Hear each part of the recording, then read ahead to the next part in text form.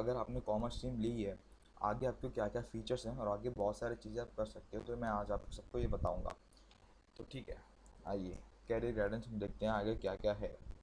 तो ठीक है, तो फर्स्ट तो हम देखेंगे, मैं आपको क्या बताने वाला हूँ, मैंने लिखा ही है, आप देख भी सकते हैं यहाँ पे।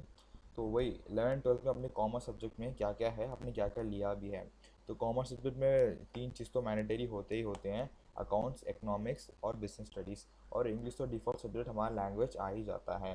तो उसके अलावा हमें बोलते हैं कि आप कॉमर्स विद मैथ्स लेना चाहते हैं, या कॉमर्स विद एंटरप्रेन्योरशिप लेना चाहते हैं, या कॉमर्स विद बिजनेस लॉ लेना चाहते हैं, या कॉमर्स विद फाइन आर्ट्स भी आप ले सकते हैं, और आपकी मर्जी होता है वो। तो ठीक है, हम यहाँ पे अभी देखते हैं, अगर आपने कॉमर्स विद मैथ्स में लिया है तो आपका क्या फ्यूचर है, या कॉमर्स विद एंटरप्रेन्योरशिप लिया है तो आपका क्या फ्यूचर है, या commerce with business business law या फाइनेंस लिया है तो आगे आपका क्या फ्यूचर है। तो दोस्तों आप देखिए, इसमें आपका कुछ भी फ़र्क नहीं पड़ता है, ये बस आपका बेसिक्स होता है। आगे अगर आप जाएंगे तो इसके आगे आपका सब अलग अलग हो जाता है। तो मैं आपको आगे बताता हूँ क्या क्या कर सकते हैं। तो ठीक है, फर्स्ट तो ऑप्शन आता है, अगर आपने कॉमर्स लिया होता है तो फर्स्ट ऑप्शन आता है आपका चार्टर्ड अकाउंटेंट। तो देखिए, चार्टर्ड अकाउंटेंट क्या होता है, सीए जो होता है, फिनेंशियल इंफॉर्मेशन जो होता है उसे हैंडल करता है और कंपनी में जाके ऑडिटिंग करते रहता है ये। तो हम इसे सीए को बोल सकते हैं कि एक तरह का ये इंजीनियरिंग है कॉमर्स का। तो ठीक है, तो आप ये भी देखिए, इसे कंप्लीट करने के लिए 4.5 ईयर्स लगता है, वही 4.5 years to complete a CA, qualified CA जो होता है। पर आजकल आप देखेंगे आईपीसीसी इंटर ख़त्म करके बहुत सारे लोग बोल देते हैं कि मैंने सीए ख़त्म कर दिया, ये ख़त्म कर दिया। पर ये सब नहीं होता, आपको पूरा सीए ख़त्म करना पड़ता है। तो ठीक है, देखिए, लास्ट डेट ऑफ रजिस्ट्रेशन कब होता है सीए रजिस्टर करने के लिए। अगर आपको 2017 जून में अगर आपको अटेम्प्ट करना है, तो आपको लास्ट डेट ऑफ रजिस्ट्रेशन ख़त्म हो गया, वो है 31 मार्च। ठीक है, तो दूसरा भी रजिस्ट्रेशन आता है, वैसे फर्दर ऑन वो प्रोसीड होते रहता है।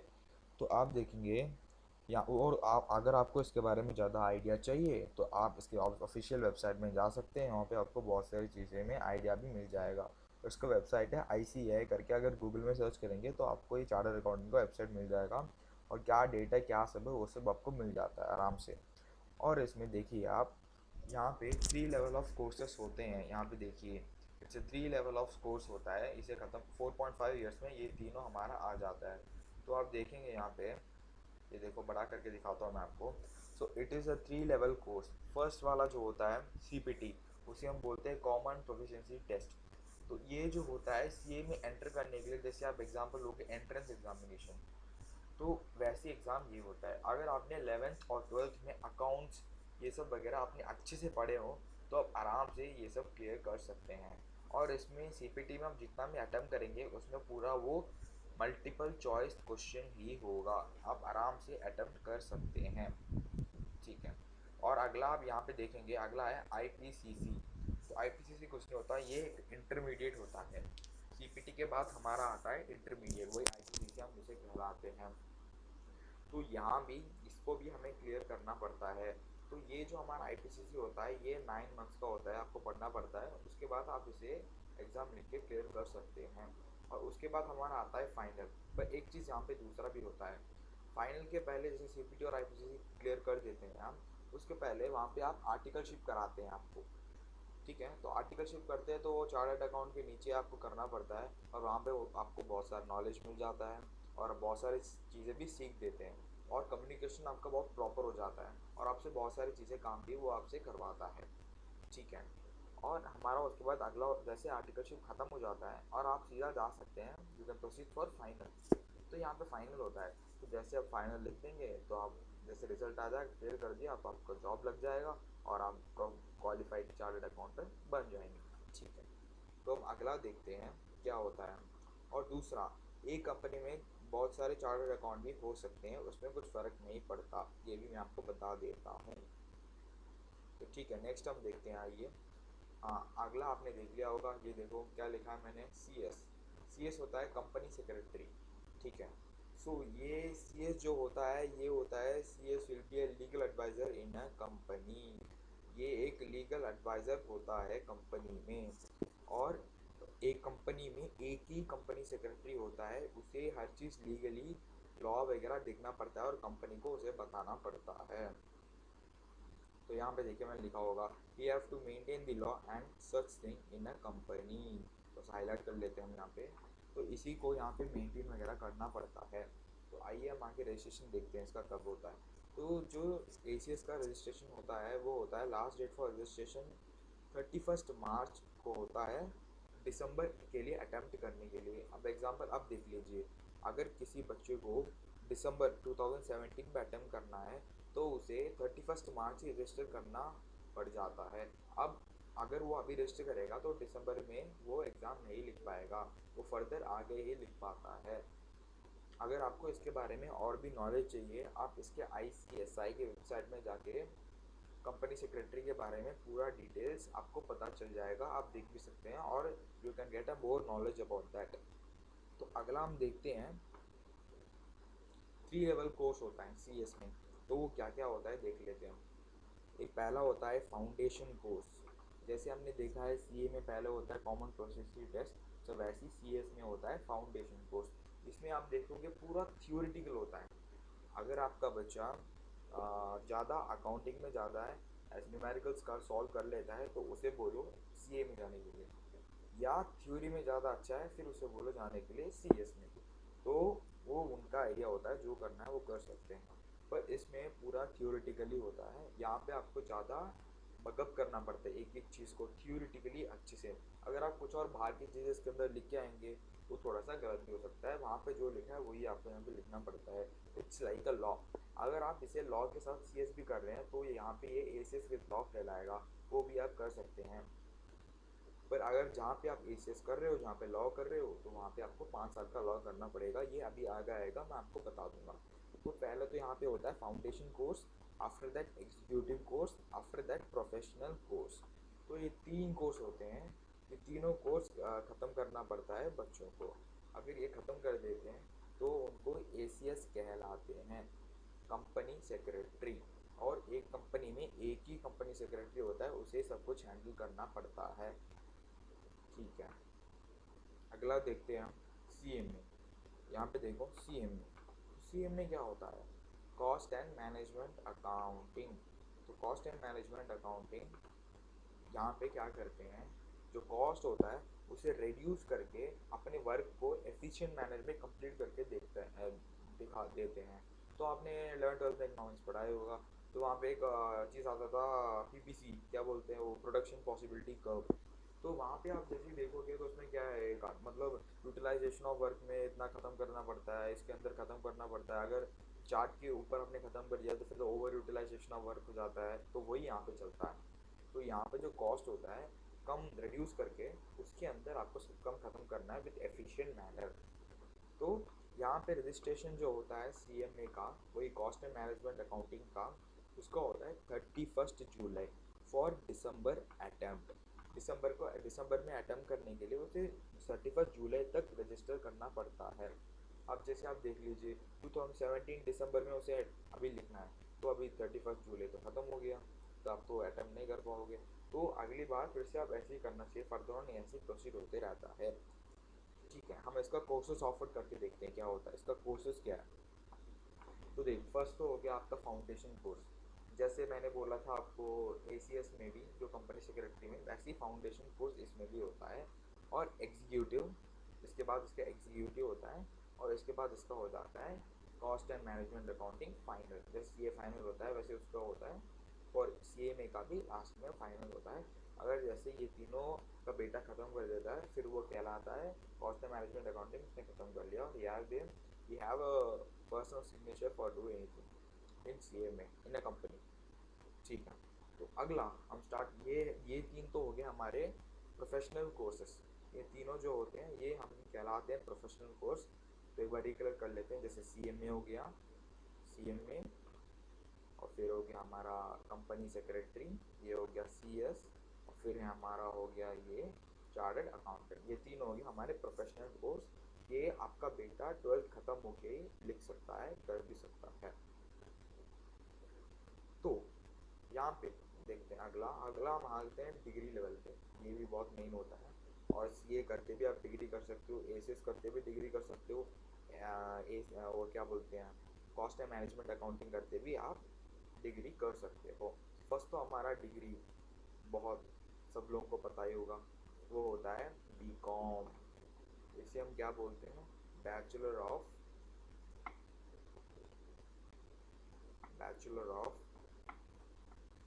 कॉमर्स। ठीक है, ठीक है। तो ये आप कोई सा भी रेप्यूटेड यूनिवर्सिटी से कर सकते हैं। जैसे एग्जांपल मैं ले लेता हूँ आपके लिए, तो फर्स्ट तो हमारा हो गया हाँ, दिल्ली यूनिवर्सिटी।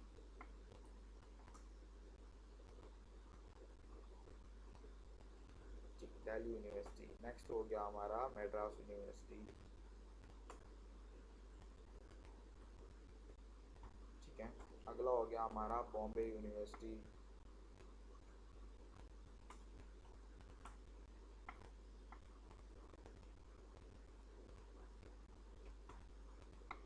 अगला हमारा हो गया कलकत्ता यूनिवर्सिटी।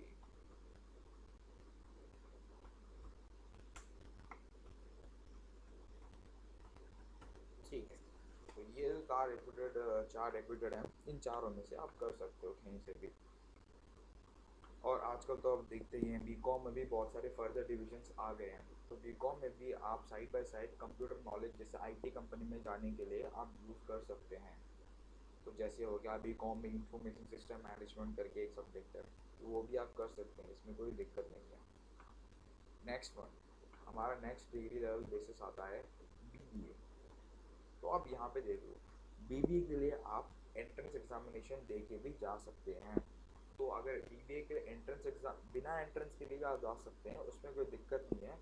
तो मेरा जो है कहने का है, आप एंट्रेंस लिख के जाएंगे, आपको ज़्यादा डोनेशन नहीं देना पड़ेगा अगर आपने अच्छा परफॉर्म भी नहीं किया हो तो बीबीए में एंट्रेंस आप लिख सकते हैं, इसमें बहुत फ़ायदा भी है आपके लिए। ये भी हम डिग्री के लिए क्लास जाते हैं, जैसे हम बीकॉम ख़त्म करके एमबीए भी कर सकते हैं और बीबीए करके भी हम एमबीए कर सकते हैं। पर इसमें क्या होता है, बीबीए में थोड़ा सा एमबीए के पोर्शंस भी कवर हो जाते हैं, तो एमबीए करने में थोड़ा सा ज़्यादा फ़ायदा होता है। पर हम ये नहीं बोल रहे कि बीकॉम करके एमबीए नहीं कर सकते, बीकॉम करके भी एमबीए कर सकते हैं। बीकॉम करके तो हम बहुत ज़्यादा भी कर सकते हैं, जैसे एमसीए हो गया, एमए इकोनॉमिक्स हो गया, एमकॉम हो गया, MSW master of social work हो गया, और भी एक्सेट्रा ऐसे बहुत सारी चीज़ें कर सकते हैं। तो बीबीए के लिए मेरा कहना है कि आप एंट्रेंस लिख के जाएंगे तो आपके लिए बहुत आगे फ़ायदा पड़ेगा। अगर आपने क्लियर भी नहीं किया, आगे के लिए आपके लिए नॉलेज मिल जाएगा। तो नेक्स्ट हमारा आता है एलएलबी। तो एलएलबी तो होता है हमारा लॉ। ठीक है, तो ये लॉ तो अभी आजकल आ गया, 5 इयर्स का लॉ आ गया।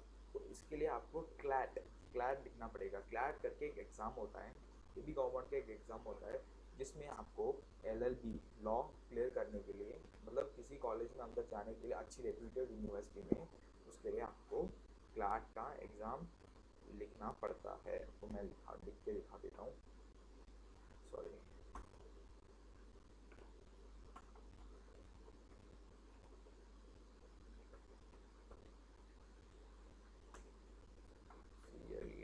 तो मैं बोल रहा था क्लैट, ठीक है, इसे हम अप्लाई कर लेते हैं। सो ये हो गया क्लैट हमारा। ठीक है, तो अगला हम देखते हैं।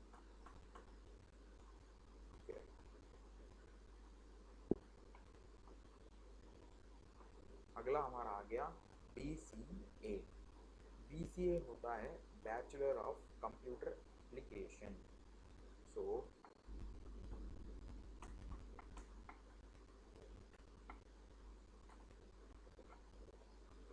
तो बैचलर ऑफ कंप्यूटर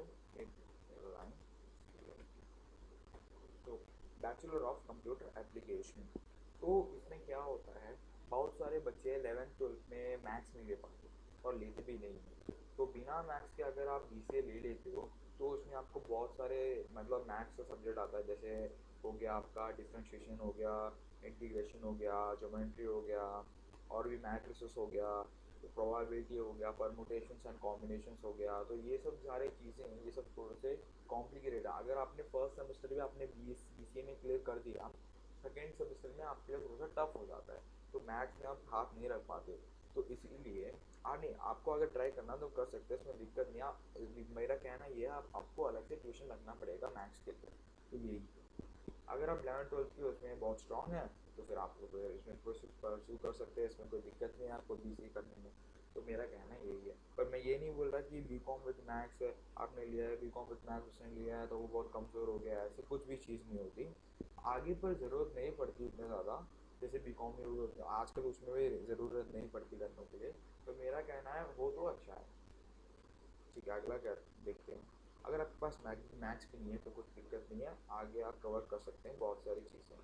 तो अगला आपके लिए आ गया एच एम। तो पता ही होगा आजकल ये बहुत फेमस हो ही गया है। एच एम होता है होटल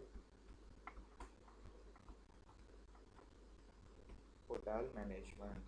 तो होटल मैनेजमेंट बहुत सारे लोग को मतलब ऐसे सोचते हैं यार होटल मैनेजमेंट क्या है, बेकार चीज़ें है, उसमें तो बस हमें ड्रेसिंग करवा देते हैं या तो हाउस कीपिंग करवा देते हैं या तो फ्रंट डेस्क में बैठा देते हैं, कुछ और होता ही नहीं है।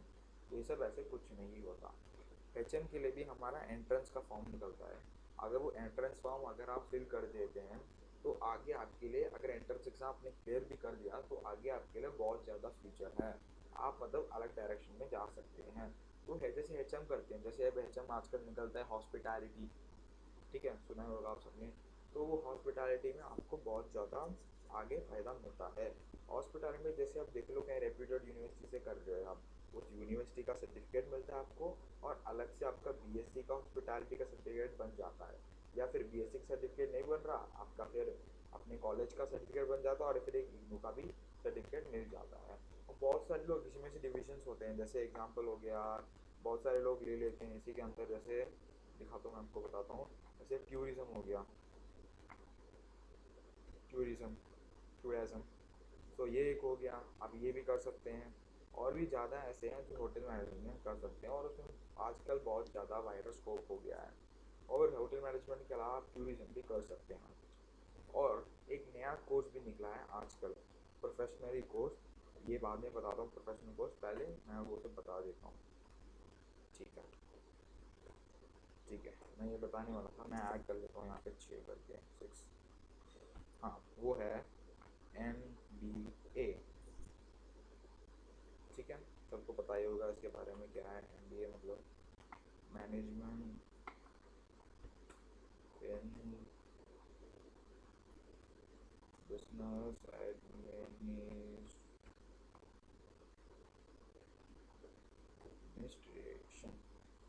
तो ये जो होता है मैनेजमेंट इन बिजनेस एडमिनिस्ट्रेशन, आजकल बहुत वास्ट चल रहा है, ये वायरल हो गया है आजकल, बहुत सारे लोग इसे देखते भी हैं और जाते भी हैं। जैसे आजकल लोग क्या करते हैं, ट्वेल्थ ख़त्म करते हैं तो सीधा MBA में जाते हैं, तो आजकल वो कर भी सकते हैं। तो क्या है, उसके लिए आपके लिए एक एंट्रेंस एग्जामिनेशन देना पड़ता है, जैसे IIM हो गया, इंडियन इंस्टीट्यूट ऑफ मैनेजमेंट, ऐसे हो गया IBM हो गया। ऐसे ही यहाँ पे आप 5 इयर्स का MBA कोर्स कर सकते हैं। तो वहाँ पे आपको क्या पैकेज मिलता है, आपको करीब ज़्यादा लैक्स में आपको पैकेजेस मिलते हैं। पर इसका एंट्रेंस क्लियर करना बहुत टफ होता है। ये कम से कम 100 में से वो 10%, ऐसे कुछ लोग, या 5% 6% लोग ही क्लियर कर पाते हैं और उनको वहाँ पे एडमिशन मिलता है। ये नहीं बोल रहा 5 साल का आपका MBA होगा, इसमें 3 साल का आपका UG जिसे बोलते हैं हम अंडर ग्रेजुएशन प्रोग्राम करवा देते हैं, और 2 इयर्स का MBA, आपका प्लेसमेंट भी हो जाता है और आपका जॉब भी लग जाता है। और ये भी कर सकते हैं, कोई सा भी डिग्री बाहर से कर लो, बाकी जो सा ना उसमें भी, अब कहीं भी reputed university IIM, Indian institute of management, symbiosis Pune, ऐसे जाके आप MBA कर सकते हैं। अब जैसे आपने देखा IFMR करके इंडियन कुछ institute of financial management research करके, वहाँ पे ज्वाइन कर सकते हैं, MBA वगैरह कर सकते हैं। तो आगे देखते हैं, हाँ, some of the professional courses offered by the government for jobs. तो गवर्नमेंट जॉब होता है, बहुत रेप्यूटेड होता है, बहुत अच्छा होता है, वहाँ पे आप बैठे तो आपका लाइफ सेटल हो जाता है। तो मैं बताता हूँ। तो क्या बैंक फर्स्ट तो हो गया, बैंक बहुत सारे लोगों ने सुना होगा। पर आज के मतलब बहुत सारे लोग बैंक में जाते हैं, जैसे नेशनलाइज बैंक हो गया, प्राइवेट बैंक हो गया। आप कोई दिक्कत नहीं है, आप दोनों बैंक में जाके बैठ सकते हैं, कोई दिक्कत नहीं होता। अगला जैसे हो गया SSC तो पता होगा, स्टाफ सिलेक्शन बहुत सारी जगह पे आपका रेस हो जाता है, आप बैठ सकते हैं, रेलवे में जा सकते हैं, कहीं भी जा सकते हैं। यूपीएससी मतलब यूनियन पब्लिक सर्विस कमीशन होता है, इसमें तो बहुत सारे लोग लिखते भी हैं, मतलब इसका डिवीजन भी होता है, जैसे यूपीएससी हो गया, जैसे यूनियन पब्लिक होता है, जैसे TNPC हो गया, तमिलनाडु का एक हो गया। तो ऐसे बहुत सारे होते हैं, आप ये भी लिख के जा सकते हैं, आपको रेप्यूटेड गवर्नमेंट में कहीं जॉब कहीं लग जाती है। इसके अलावा तो बहुत सारे लोग बोलते हैं ये करना है वो करना है, तो वो सब आपकी मर्जी होती है। ये सब मेरी गाइडेंस फॉर कॉमर्स बैकग्राउंड के बच्चों के लिए थी। इसके अलावा आपने जो भी कुछ सोच रखा आप वो भी कर सकते हैं। मैं ये भी चीज़ बता देता हूँ, अगर यू आर ग्रेट क्रिएटिविटी है आपके अंदर,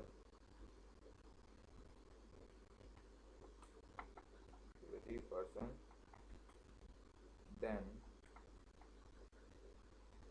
please join entrepreneur development.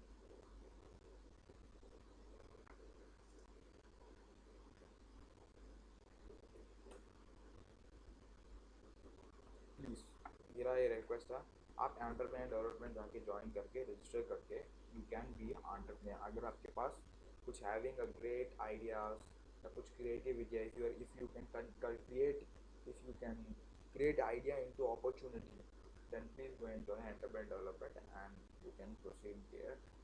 Okay guys, so आज का इतना ही। तो अगला चैनल ऐसे आते रहेगा मेरा, तो सब्सक्राइब कीजिए और कमेंट कीजिए, लाइक्स कीजिए और भी कीजिए, और मैं कुछ फर्दर वीडियोस होगा तो मैं आपको बता दूंगा। प्लीज़ सब्सक्राइब तो कीजिए, सब्सक्राइब कीजिए, लाइक कीजिए, कमेंट। Thank you guys.